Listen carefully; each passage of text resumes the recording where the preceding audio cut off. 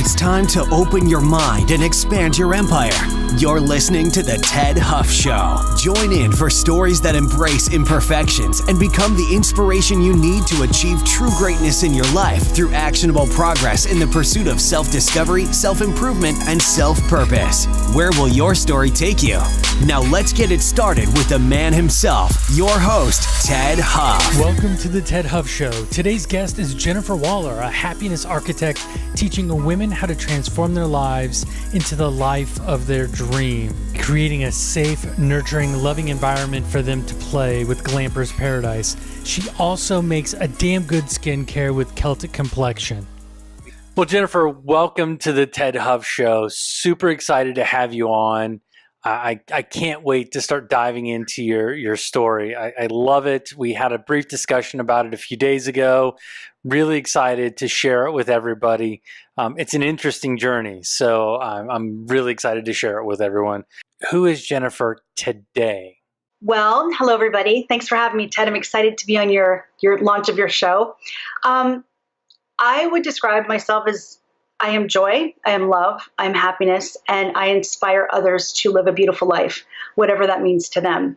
Had you asked me a year ago even or 2 years ago, I would have put myself in a box and said I'm an artisan skincare maker. But there's so much more.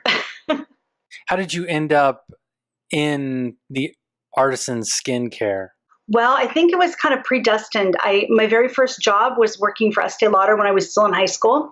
And my mom took me to a fancy department store, and I was mesmerized by all the beautiful ladies behind the counter.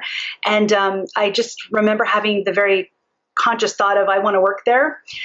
Because my mom never wore makeup. I mean, she does a little bit, but she wouldn't classify herself as a glamour girl. But I was attracted to it like a moth to a flame. And when I got into high school, I suffered from a condition called rosacea, which is a reddening of the skin, which is very typical with people with a Celtic background like I do.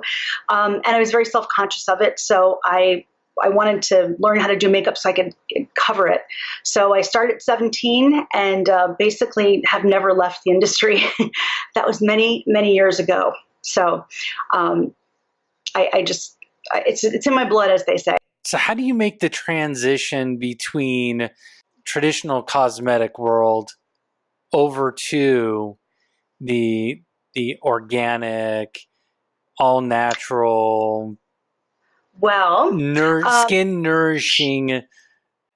Well, I'll tell you, the transition from worker bee to entrepreneur, as soon as I read Estee Lauder's biography when I was 17, because it's part of the job description that you have to read it, I thought to myself, I can do this. I want to do this.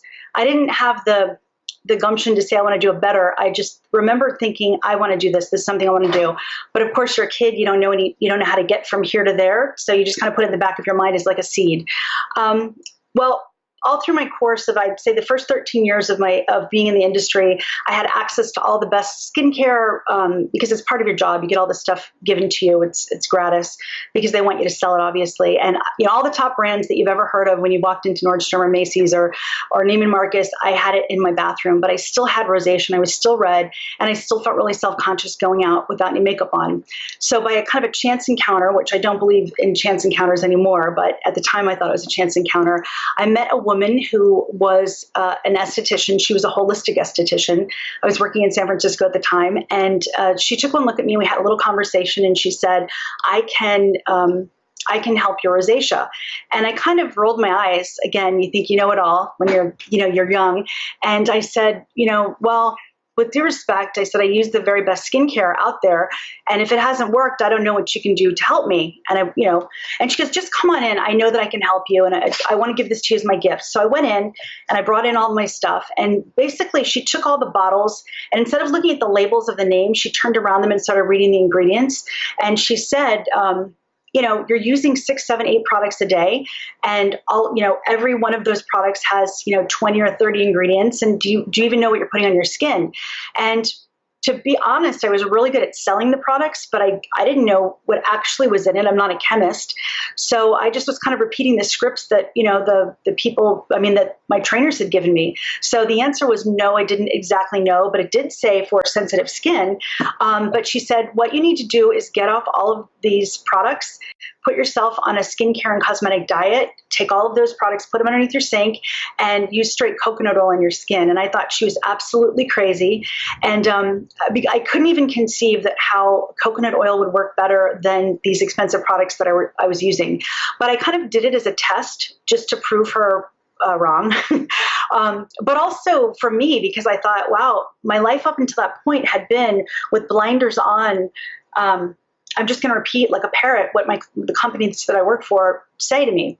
So I did it, and sure enough, as you can imagine how the story ends, within a month, my skin never looked better, and I kind of never looked back. I was about 30, and I was at a crossroads, and I thought, I've got this really cushy job. I was a beauty director for Nordstrom. I was traveling. I thought that I had everything that I wanted, but there's something inside of me that said, this is not right. All of a sudden, it's kind of like when you know better, you do better. So rather than go back and try and change the system of the companies that I work with, because literally I'd go back and my colleagues would say, what are you doing with your skin? It looks really great. What are you doing with your skin? And, my customers would ask me that, and I just, I couldn't really tell them what I was doing. So I thought I have to just take a left at Albuquerque and do something different. So that was the first time in my life that I decided to just do something different. So I left and I went to become an esthetician. I focused on holistic studies, and I mentored with her a little bit, and she taught me how to make my own skincare products. And that led me down a whole rabbit hole of, it's not just the products that you're putting on your face. Your skin is absorbing all these chemicals, but all the food that you're eating, and that's a whole nother show that we can talk about. But, it's the air that you're breathing. It's the clothes that you wear, the chemicals that are in your clothes. And, I guess I'm in the anti-aging business. And when somebody asks me, I wouldn't have thought about it that way. Well, if somebody would ask me when I was 30, what's going to make me look younger, I had a serum to show you, or I had a product to show you, but it's about your lifestyle. It's about what you're eating, what you're drinking, how you're exercising, how you're managing your stress, what you're thinking, actually. So now I'll be 50 in 2 months, and I feel and look better now than I did ever in my 20s or 30s. And it's because I think I made that left turn. So knock on wood. It hasn't been easy. Being an entrepreneur is never easy, but it's the right thing to do, and it was the right thing for me, and I can never go back. So is that something that you're used to seeing is with your family? Did you grow up in a family that was very entrepreneurial, that was very I guess I would say against the grain, or how did you build up or get to a point where you're like, I'm gonna do this? I mean, obviously the skin reaction, your learnings from that really helped. But was there anything in your early childhood, or, did you go to school for business? How did you make that leap? Okay. I had the perfect blend of two parents. My mom was a worker bee type that worked for Pan Am Airlines for 30 years, the same job for 30 years. So I got, I think, my work ethic from my mom and the importance of persistence and organization. My dad was a larger-than-life entrepreneur, short fuse, big personality, who would take chances. And, it's funny, being a child, these make such impressions on you. So with my dad, we were either living life up here or it was top ramen. There was no in between. So it was kind of a very interesting childhood. And my dad really encouraged me to always do something on my own terms, which had always stuck with me. But I wasn't a business person. I'm an artist at the end of the day. So that was my blinders when I decided, okay, I want to get out of here. I started making product. I rented a little room. I started doing facials, and people were really responding to my products. But it's one thing to make products and have your friends and family and your small, sphere of clients saying you're really, really great. And then having come from what I'd call big cosmetic industry, I know what it takes to do business. I kept thinking, I'm not a CEO. I hate math. I'm not an accountant. So all of these things were objections, and they were objections. And as the years went on, I kept thinking, oh, I have plenty of time. I have plenty of time. And when the economy took a dump in 2008, I had a friend at the time who I would always tell my dreams to, or whatever. And he said to me, why don't, now's the perfect time. If there's ever time to start a business, it's right now, because I lost one of a big job that I was on. And he said, you've got the time to do it. And I was thinking to myself, like, but how am I going to get the money? And he said, money is easy to come by. It's good ideas that are hard to come by. So, I've heard you talk about this forever, and here's a $10,000 check. Go start your business. And oh my goodness. I told you earlier when we spoke that was like 100,000 to me, or, I just couldn't even conceive somebody writing a $10,000 check, which I learned now that goes very quickly. That's a drop in the bucket. And I think that as an entrepreneur, when you have a dream inside of you, nothing is going to stop you. And I kind of think if I knew too much how to do things, it would have scared me away from ever trying it. So I basically was living on, I remember this. I remember my tax returns from that year. I made $12,500 that year doing aesthetics in a little room. I was living with 4 roommates in a very nice neighborhood because I knew how to DIY and get the best of things. So I wanted to live in the best neighborhood, but I couldn't afford the rent. So I said, okay, I'm going to get some roommates and rent these rooms out, which is exactly what I did. And that's a sacrifice that you make. I didn't enjoy doing that, but I did it. And I would come home from my, doing aesthetics, doing facials and whatnot. I'd come home and I'd pack orders, and I learned how to do the labels. I do the graphic design. I learned how to do the photography, every single thing to do with the business, with the exception of accounting, which I still suck at. I learned how to do. And it's just amazing. And I think that in this day and age, it's so powerful to be an entrepreneur or to start something different, because I think in the past, I would say, before this time in history, you went to school, you went to college, you had a path, and that's what you had to do. And there was no other way. You had to pretty much decide by the time you were 20 or 22 what to do. And I personally think that life experience gives you a lot more ways to do things and teaches you a lot more than a structured school does.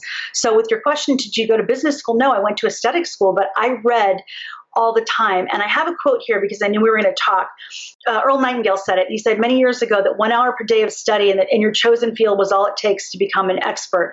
1 hour per day of study will put you at the top of your field within 3 years. Within 5 years, you'll be a national authority. And in 7 years, you can be one of the best people in the world at what you do.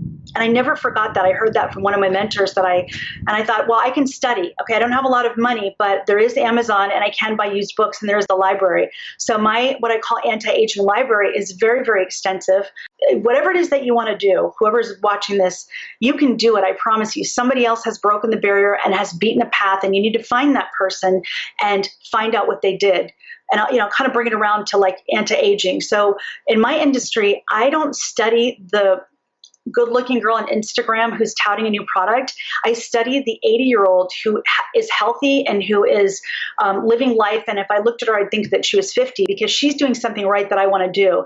And I think we kind of get skewed now with social media that, we're very celebrity-driven in this era. I'm not even looking at those. They're paid shills. I mean, that's kind of what they are.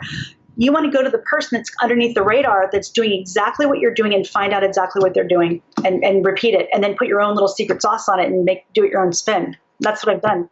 You mentioned something in there that a lot of people don't realize is that the advertisements, the endorsements, it doesn't matter from what we were talking about before. It doesn't really matter whether they use your product or not. It's whether they get paid for it or not. In that type of an environment, how have you, succeeded in spite of that pay to play? How do you believe you've succeeded about that?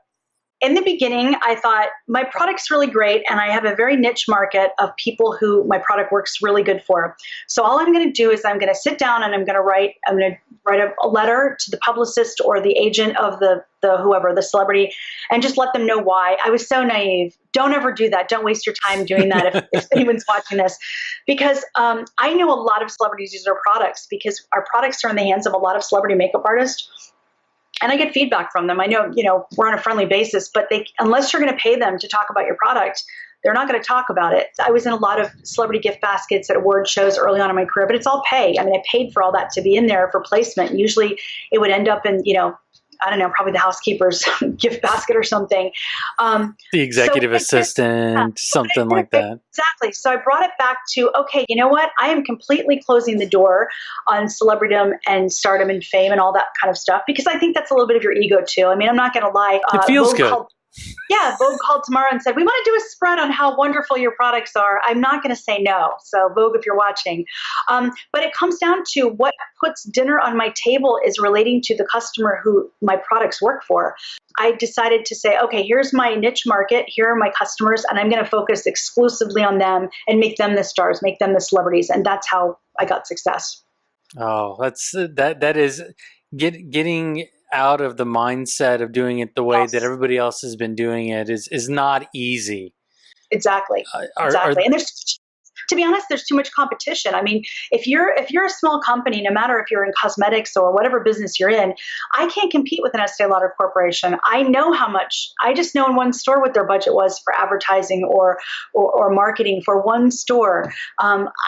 In my wildest dreams, I couldn't do that. So that's why we don't even, my marketing strategy is not even to be in stores, because you're even paying for the placement, the product placement within that store, whether you go on the main shelf or whether you go on the end cap at the bottom and get forgotten about.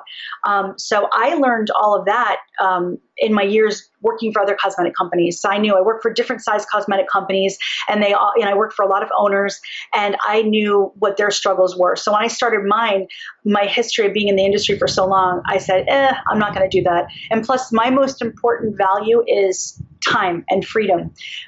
You have to get very clear on what is the most important value to you. And a lot of people think it's money. And I'll be honest, at one point in my life, I thought it was money.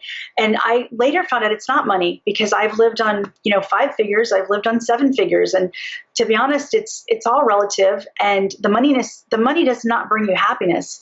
If you can't be happy making $12,500, then you're not going to be happy, making over $1 million.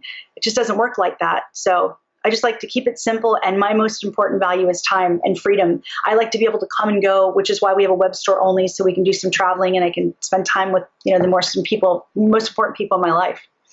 Through this whole process, I know you've hit on a bunch of learning lessons, and we'll come to that later. What would you say is the biggest lesson that you've learned through the whole process? I think you've hit it on it a couple of times, but I want to bring it all the way and put some focus. What do you think the biggest thing that you've learned through this whole process? Oh God, it's hard to pinpoint to one. I would have to say that when you believe in yourself, don't doubt it.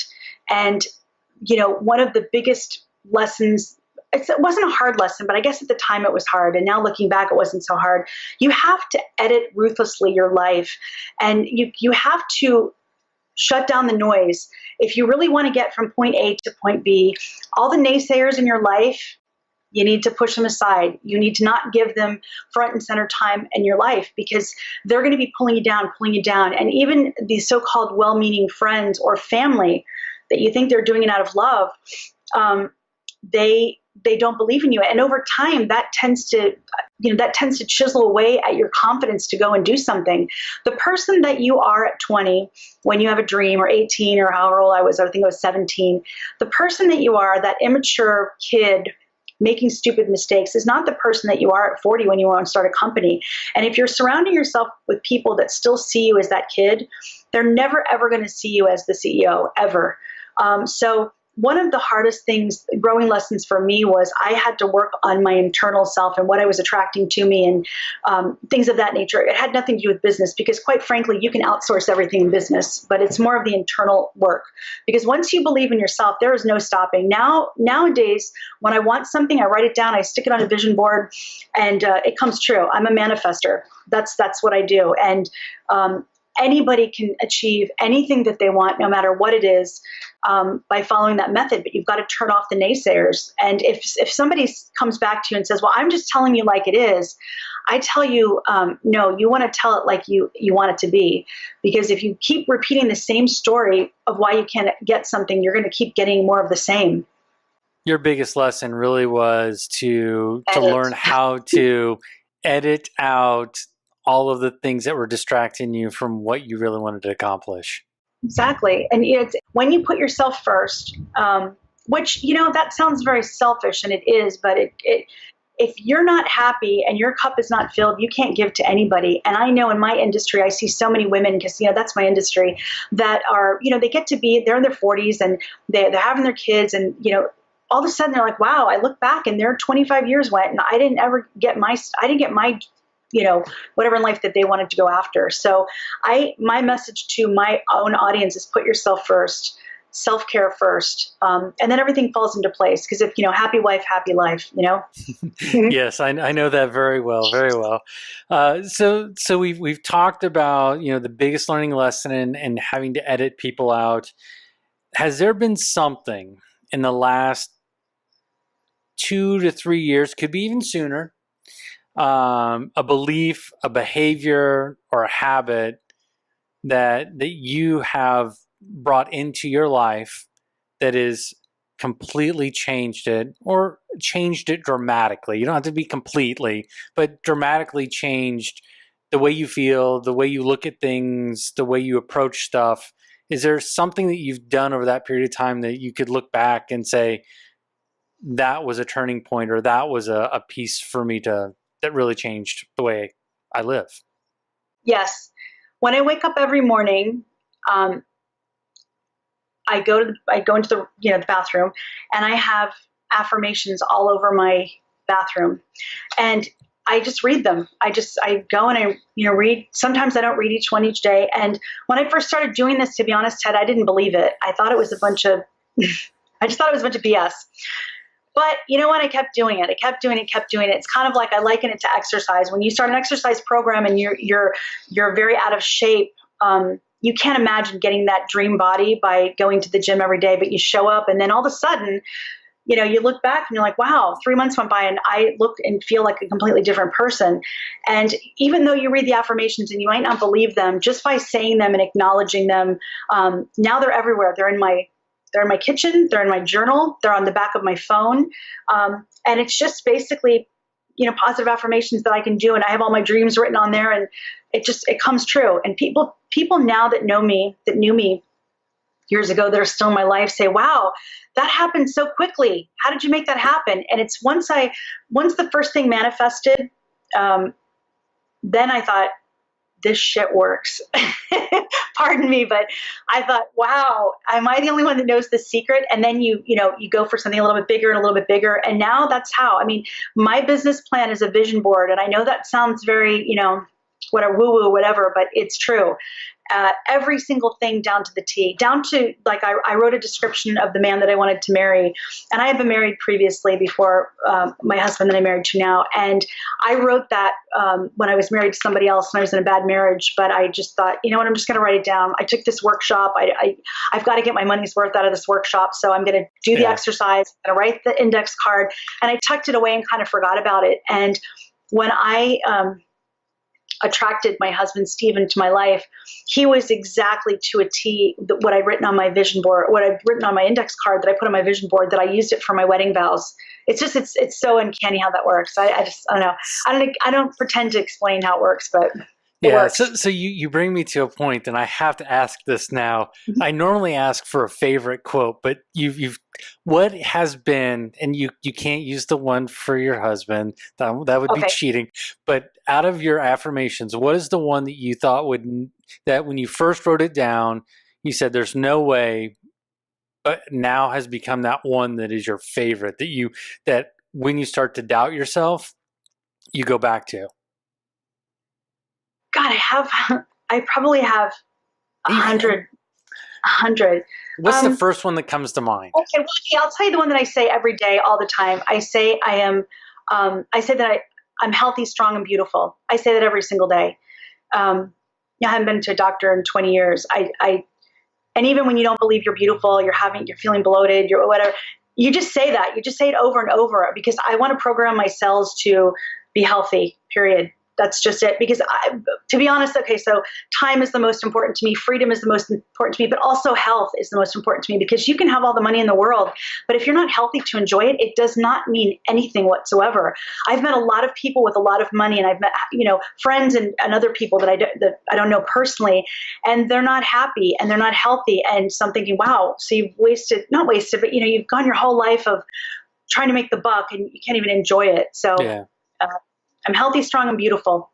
That's my favorite one. Healthy, I'm strong, I'm beautiful. That I could see how that would be your favorite. That I could definitely see how that could be your favorite. So now that you've manifested all of these great things, what is it you're manifesting now? I'm in the positive vibration business, basically, and I'm going to pick one word that's going to define my whole year. And, we've all read those memes. We've all read that stuff that comes on Facebook, and you look at it and you go, okay, yeah, that sounds great. Boom, on to the next thing. But I really read the whole thing and I took it to heart. And my word for this year is play. And one of the reasons I chose play is because of all the crap that's going on in the world right now. I mean, every single time, you can't turn anywhere without being bombarded by negativity. And I wanted a way to shut all of that off. And so play is the word I chose. And I said, you know what? The first thing that I'm going to ask of anything that I'm going to work on this year is this fun? Will this bring me joy? Okay. So in this year alone, I've learned now hear me all out here. I've learned to sew, to make wardrobe costumes. I've learned to do photography, like real photography, not cell phone photography. I've learned to build things, which sounds totally crazy. And I've created a set, if you will. I've created an Airbnb on our house that we use for photo sessions, and women can come here for like solo retreats, and it is so much fun because they get to disconnect from husbands and kids and stresses, and then I get to just basically empower them to become the icon that they are. So we play dress up, and I know this sounds crazy, but think back when we were kids, all of us wanted to play. Now, I don't know what you wanted to play with, but, as a little girl, typically a scenario is you want to play dress up. You want to, that trunk. I remember having this trunk as a kid, and there were different costumes in there. But, as you get older, you can't do that anymore. Maybe save for your wedding or whatnot. But they come to my house and they get to wear some fabulous costumes. I get to take some amazing pictures of them. And we get to talk about how to incorporate play and how to incorporate joy in their lives, because there's a lot of joyless people out there, and it shows up on their face. So initially they kind of interact with me, to buy a face cream or something to make them look younger, but it's an inside job. So that's what I'm doing this year, and I'm just having so much fun at it. Oh, that is awesome. So you said build stuff. You got me kind of, what types of things are you building? Yeah. What are the fun things that you're building, that you're playing with? Well, I get a vision in my head of something I want to create. So I get inspired by something, which is usually Pinterest, usually at 1 a.m. while my husband's sleeping. And it's kind of like a running joke in our family, because he is the Pinterest dream maker. So he does like the mechanical parts of things that, I want to create, but basically they're props. So I sit in my backyard, and we have a huge backyard. We're on 2.5 acres, and I sit in the backyard, and no matter where I look, I think if a guest comes here, whether it be a photographer or whether it be a woman who wants to come for Airbnb retreat, I think I want her to see beauty no matter where she looks, which, have you ever gone on a vacation and you see the picture in the TripAdvisor description, and then you get there and it doesn't ever live up to the expectations? I mean, I would say more times than not. Yeah. So you're kind of let down. So I thought, well, when people come here, I want them to say to themselves, this far exceeds my expectations more than anything that I've ever seen. I want it to feel like that. So I create things for them to feel that way. So whether it be, props, or usually it involves flowers of some sort. It involves a piece of furniture that they can feel gorgeous in. It's a dress that they can feel gorgeous in. It's something that they can do that they would never normally do back home. So it's, that saying, you want to create a life that you don't need a vacation from. Yeah. That's one of my affirmations that I have. And I don't ever I do travel, but I always would rather be home. I'd rather go in my backyard. That's interesting because that's a running theme from the folks that I've spoken to, that they like to be in their home space, but when it's time to go out, it's time to go out. Oh yeah, So definitely. Well, before I created this, back, when I was younger, I never wanted to be home. I always wanted to go out. I always wanted to travel, and I think traveling is very, very important. But now coming home it's an oasis to me, and that's, I think, what you work towards. I mean, that to me is success. The definition of success is you're at peace and you love where you live and you're content with what you have. Go in and just kind of, you mentioned you have a huge library that you've purchased over time to teach yourself, to educate. I don't like to use the word teach because it means that you're memorizing information. Educate to me means that you're learning it and you're putting it into practical use. So what have you educated yourself with, and if you were to pick two books, what two books would you say have made the biggest impact in your education? I think you even called it, you hacked your education.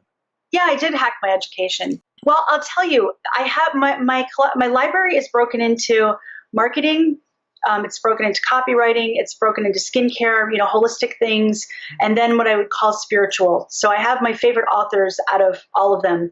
I would say for the person who influenced me the most in marketing was Dan Kennedy. He tells you everything, like the tell it straight kind of person. And from him, I learned how to follow other marketers and other copywriters. So I would say read everything you can from Dan Kennedy. What helped me the most are Dr. Wayne Dyer, his work, and Abraham Hicks, of course, of, just realizing that I am completely responsible for myself.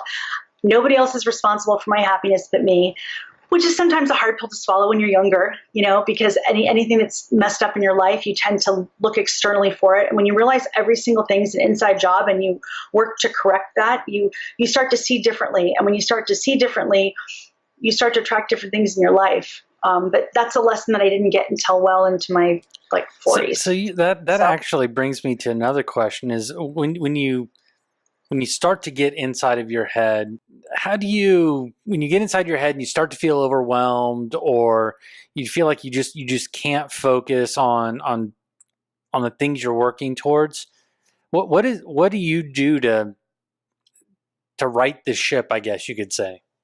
I step back and I do nothing, to be honest, because it means that I am not vibrationally aligned with what it is that I want. And there's this common misconception that you have to work hard to get what you want. And I used to believe that. My dad used to say that.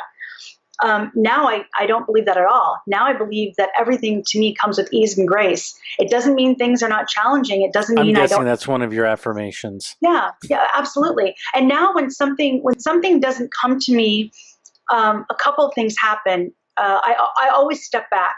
Whereas before I try and just push through it. Let me just push through it. And now I just say, you know what? I'm just going to give this a few days and see if I can think of something better or something different. And usually what happens, Ted, is that a different answer comes to me. And I just have faith that the answer that I need to solve this problem will come to me. And you have to look at it as just give that affirmation. The right answer is now coming to me with ease and grace. And I'm just going to put it on the back burner and completely forget about it. And that's what happens. And usually it's something much, much greater than what you had originally thought. Wow. That is almost counterintuitive. Mm-hmm. It is. And it's you would think you would need to double down and just really just work on it until you've got it figured out. But no, your mind needs space to kind of let the answer come to you. And if you're focused only on a problem, you're just going to get more problems of why it's not going to work. And this works in all aspects of your life, not just, the business part of it. This question reminds me of a comedy sketch I saw with Steve Harvey once. And he said when he became famous, all the relatives would call out of the woodwork because they would want money usually. And he'd say, I have a new philosophy now. I don't call anybody back for 2 weeks. And usually they've solved their own problem.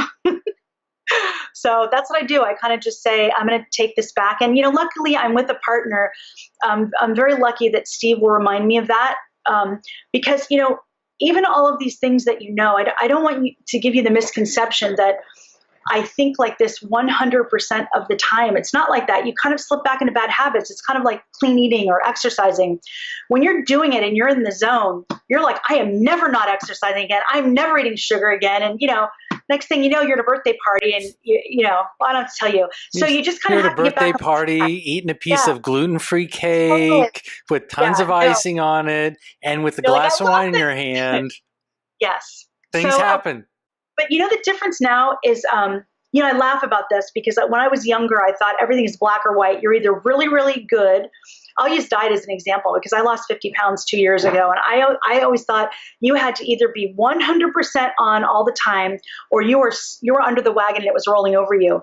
And what I realized is that some days you're going to do better than others. And some days you're going to be awesome and not to get so off track with it. And it's the same thing with a business, just keeping your eye. I have my vision board where I have what I want to go. And I figure my subconscious will figure out how to get me there. Yeah, I'm going to need to get a picture of that vision board. That sounds like it's got some really good stuff on it. It does, and you do it every year. And if you do it every year, it's something that I like to do for on January 1st now. Is instead of making affirmations that usually have a negative connotation, like you have to do this, you must do this, make a vision board. And it is uncanny how things that you'll put on your vision board, even years ago, will come up the exact same thing. And I would hear that. I would hear that in the workshops I'd take, and I thought it was all BS. I thought they would say that just to sell the workshop.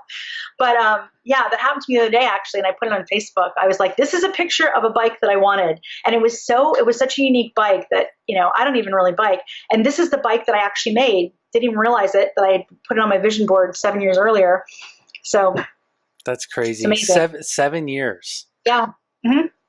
So just imagine if the things that we wanted appeared immediately, how much stuff we would have that we really didn't want. I think there is that time lag to make you to kind of like test your faith. I mean, a lot of times you can even I don't watch much TV anymore, but the example is you're looking through the commercials and everything looks good. And you're like, I want that, I want that, I want that. And, first of all, that things don't bring you the happiness, but you're right. You'd have too much stuff.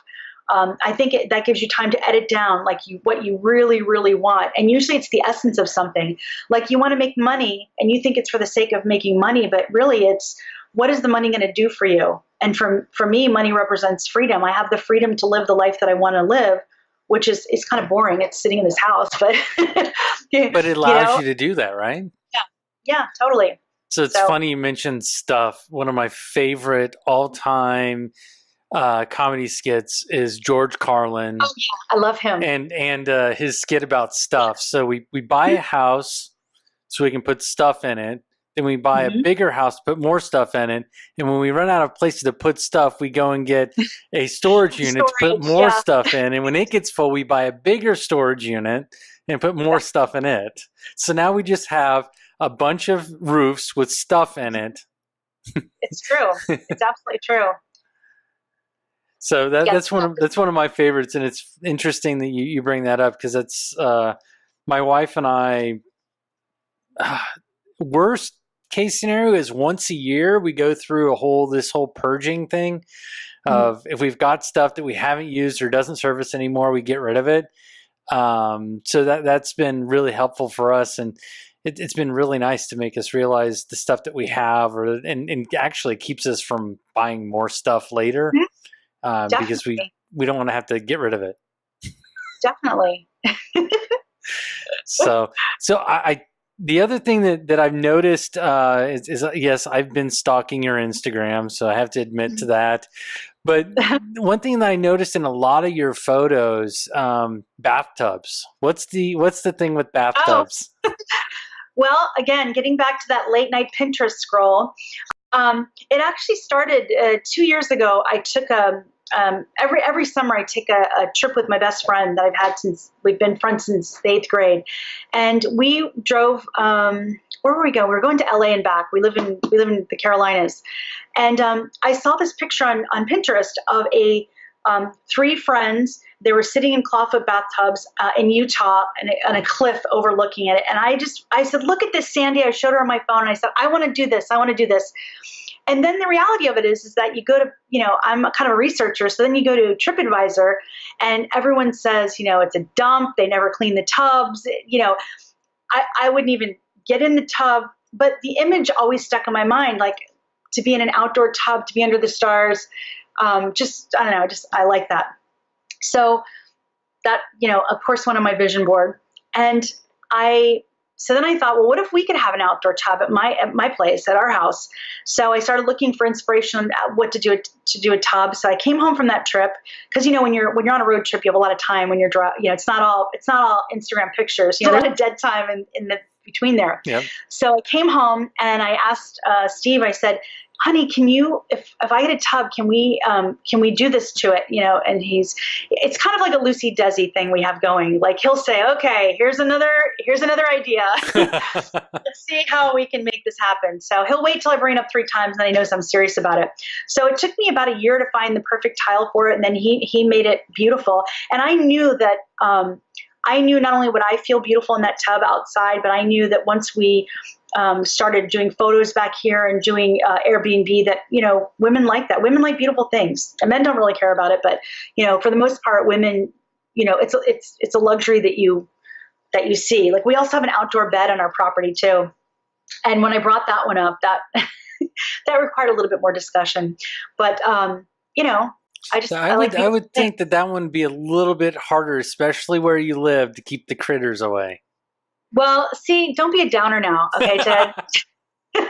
Actually, you're exactly correct. That's exactly what my husband said. He said, it's one thing to look at it on Pinterest, but it's a whole other thing to, like, there's snakes back there, Jen. There's bugs. There's mosquitoes.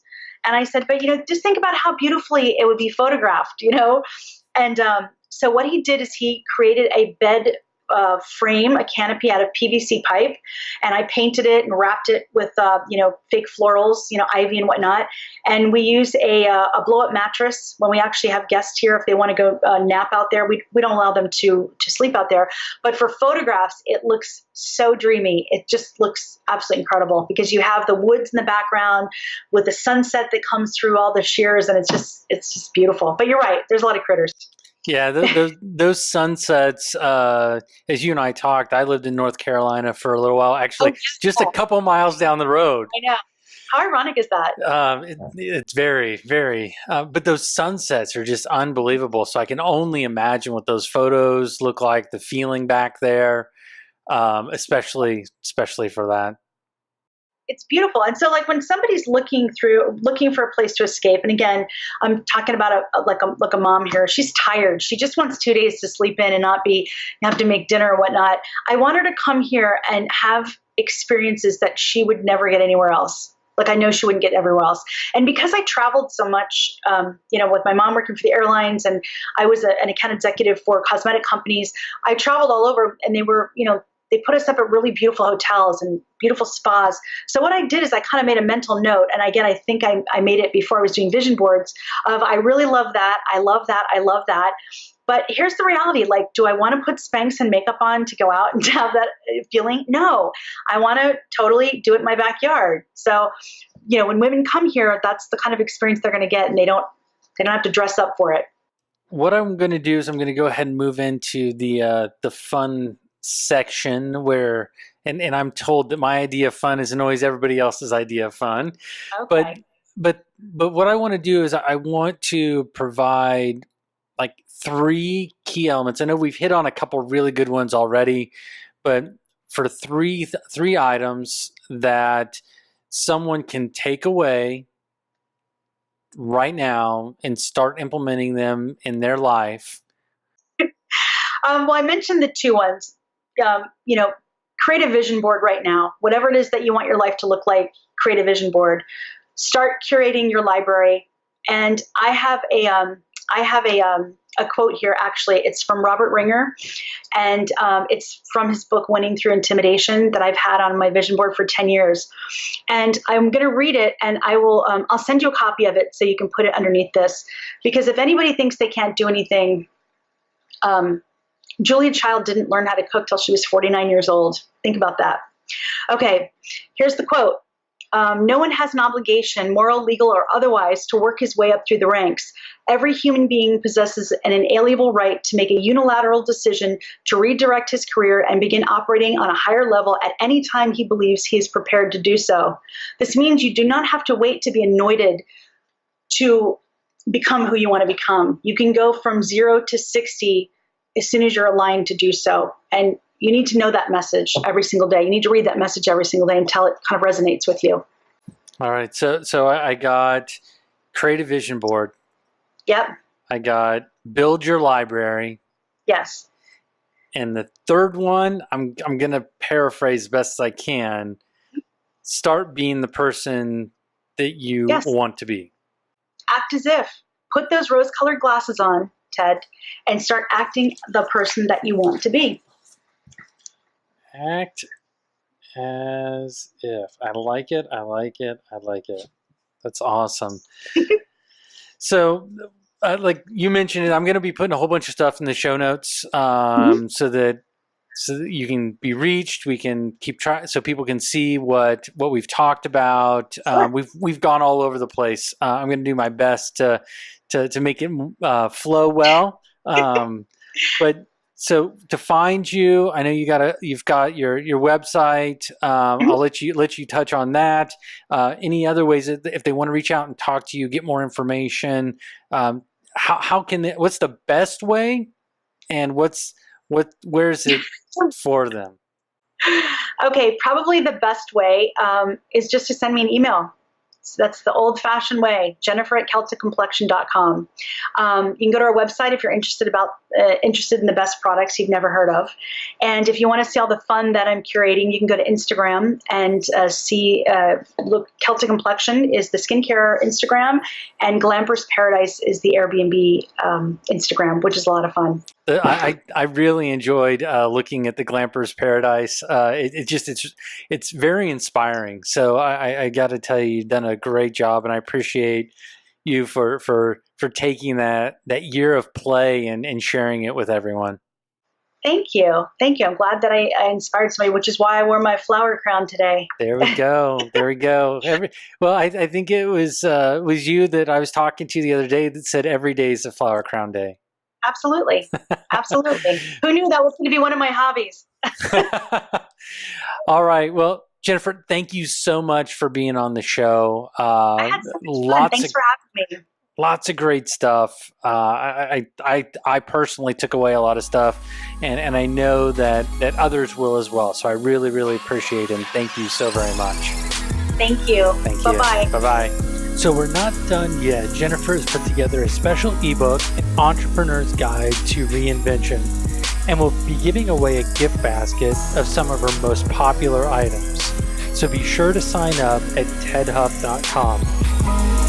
That's it for this episode of The Ted Huff Show. But we know you're wondering where you go from here. TedHuff.com makes it easy for you to get notifications for new episodes, specialized contests, exclusive giveaways, and upcoming events simply by signing up for our mailing list. You'll get access to all this and more by visiting TedHuff.com. That's TEDDHUFF.com. Until next time, open your mind and expand your empire right here on The Ted Huff Show.